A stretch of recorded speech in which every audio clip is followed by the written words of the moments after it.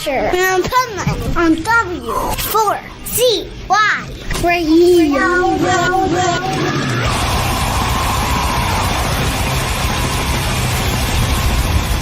This is the Pipeman here on the Adventures of Pipeman W4CY Radio with our Positively Pipeman segment with Michael Barbarita. He is amazing with some powerful business strategies. So let's bring him on to talk about them.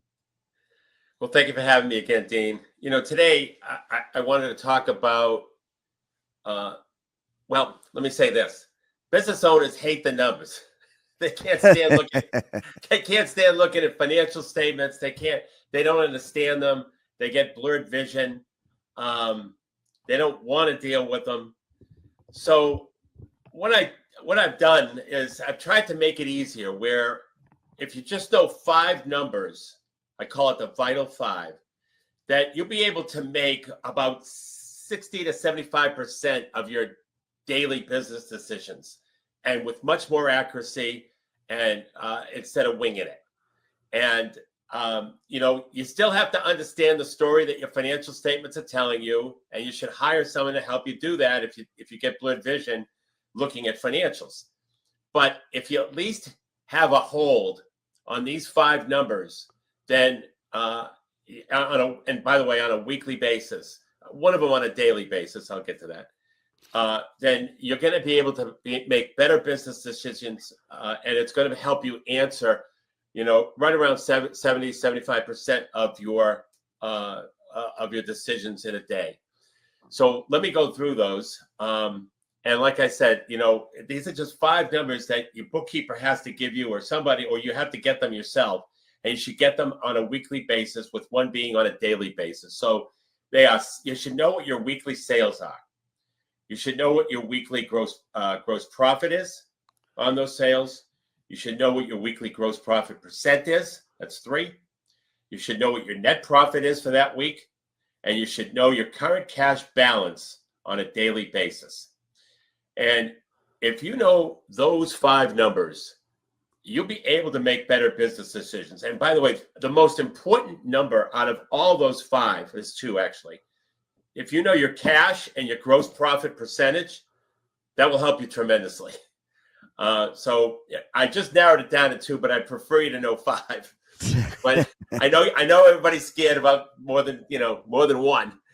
But if you know these 5 numbers, 4 of them on a weekly basis, 1 of them on a daily basis, you'll make much better business decisions, and you'll be making decisions based on the numbers, not winging it, which is what happens today with most business owners relative to their business decisions. And can you tell me why each one of these 5 is important to them making good business decisions? Okay, so you have to, within a week, you have to know what your sales were, because there will be decisions on who to pay, what not to pay, and that type of thing. And by knowing what your sales are this week, unless your business is cash on delivery or something of that nature, you'll be able to understand what you can pay and what you can't pay. And also, you'll be able to make decisions like that when you know what your sales are, and assuming for a second that you're comfortable with the number, meaning not a bad week. You know, not if the sales activity wasn't that bad at all. It was a pretty decent week. You'll be able to make decisions regarding payroll, regarding scheduling, regarding ordering, whether it's ordering from vendors or just in general ordering products and services. So you'll be able to make better decisions by knowing your sales. By knowing your gross profit and your gross profit percent, those are kind of in unison. You'll be able to make decisions centered around whether or not you should do a job or do a particular work with a particular customer. Okay, because you'll get an idea right off the bat whether you're in the trades or whether you're just in business in general. You'll get a good idea whether or not that customer is worth working with if you know your gross profit. Go ahead. And you brought up a big point there that I experienced too, as we all do. And that is, you think you're making enough profit, but it does depend on the client sometimes, because some clients need a lot more hand holding than others. That's right. And that eats into the profit.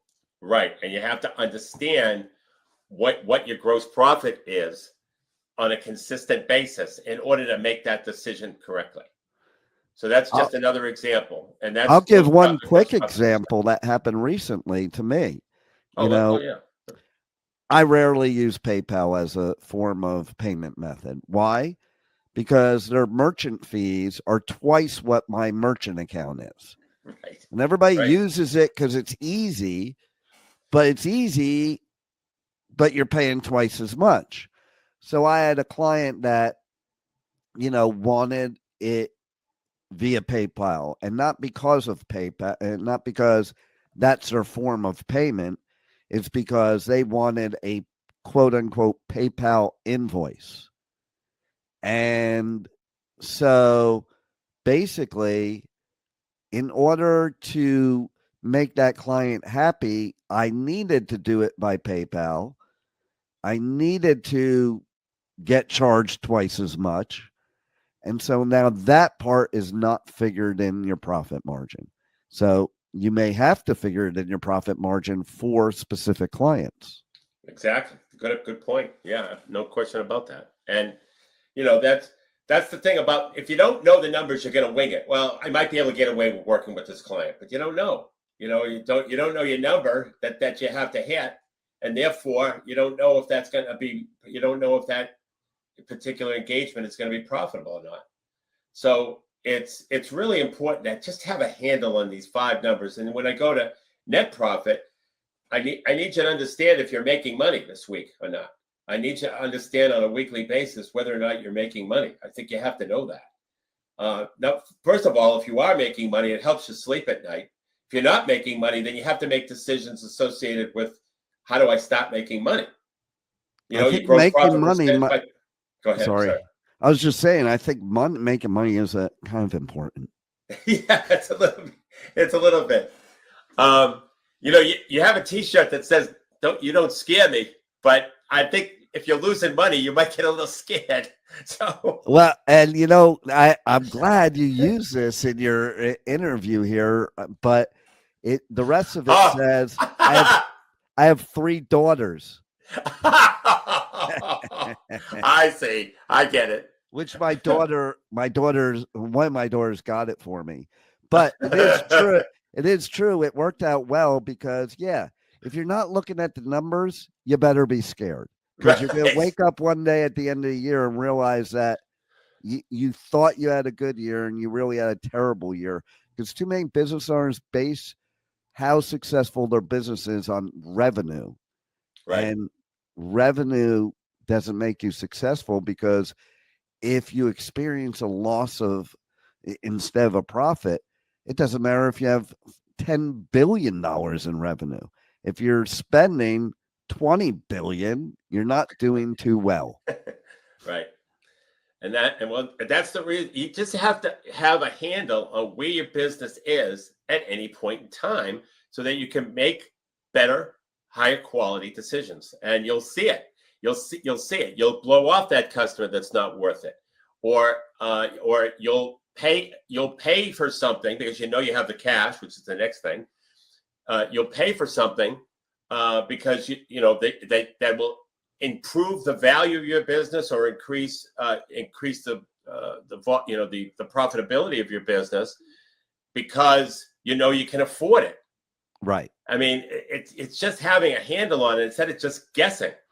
I see it time and time again where business owners are just simply guessing their way through decisions, when there's actual data that's hidden in their business. It's actually not hidden. It's pretty visible, but this data is there and they're not using it. And all I'm asking, and I know it's a big ask, but all I'm asking is just understand these 5 numbers, and you'll be 3/4 of the way there. You still have to understand the story your financial statements are telling you, and if you need help with that, go get that help because it's really critical. But at least you have the baseline information if you really understand those 5 numbers. So how do people find out more information from you, and maybe you can help them in this department to make it easier? Well, what I like to do, Dean, is I like to do book interviews. So I like to interview people for the next edition of my book because business is always changing, and I'm always interested in business owners' reaction to my strategies, whether it's good or bad. And so what I'd like to do is interview business owners. And if you'd like to interview, you go to nextstepcfo.net/contact, fill out the contact form, and in the message box, type the word book interview. And then I'll arrange to get a calendar link over to you so that you can schedule the book interview. And the thing is what I do, the booking is pretty easy. It's 60 minutes on Zoom.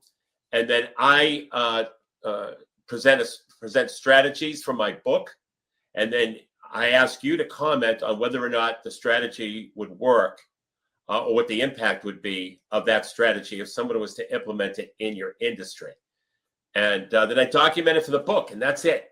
And I promise whoever wants to do a book interview, I promise you'll learn business strategies your competition isn't doing. There you go. And that's important because there's so many competitors that are doing the exact same thing. The only way you're going to stand out is to do something better. Right. And everybody's and that's why everybody gets frustrated when people look for a lower price somewhere else, because that's the only differentiation that a business owner is giving a prospect is price. That's the only place they can default to because they're not showing how they're different. Yeah. And better than their competitors. Exactly. Well, once again, you're a wealth of knowledge, and this was actually really, really helpful for people because you are absolutely correct. Most business owners, they think ignorance is bliss, so they don't want the numbers. But right, and they're scared of them. Yeah. Like almost like the part of the T-shirt that I am reading. I'm scared I really know how much I'm really making because I think I'm doing a lot better. That's usually what it is, though. You have that revenue stuff in your head and you're like, oh, I just did $1 million. Right. And that feels good. Doesn't feel good if you look at the numbers and find out you spent $1,001. That's right. There it is. All right. Well, we'll see you again next week here on the Adventures of Pipeman, the Positively Pipeman segment, with more powerful business strategies from you, the expert, Michael Barbarino. Thank you, Dave. Great to be here. Thank you for listening to the Adventures of Pipeman on W4CY Radio.